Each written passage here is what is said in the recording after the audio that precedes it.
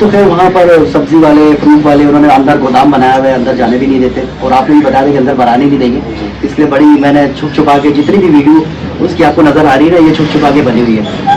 अच्छा, कैसीनो में सबसे अच्छी फिल्म कौन सी लगी आपको, जितनी फिल्में आपने देखी हुई है? कैसीनो में बहुत टॉप का सिनेमा था कराची का ये। अच्छा। और मनीर का भी बेहतरीन सिनेमा था। इसमें अच्छी और मुंतखब फिल्में लगा सकती हैं और लेडीज़ बहुत आया करती थी सिनेमा में।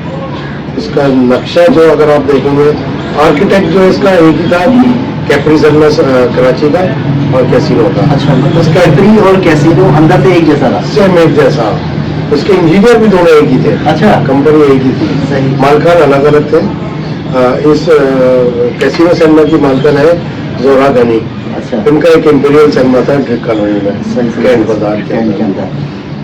तो मतलब कैप्री से बहुत हद तक मिलता जुलता था। अंदर इंजीनियर मतलब जैसे रिवाइंडिंग मशीन है या टेक्निकल अमला जो उस वक्त मशीनों के जरिए फिल्म को ऑपरेट करता था, तो वो भी इंजीनियरिंग ही थी। ज़ाहिर है कि आम बंदे का ये काम नहीं था।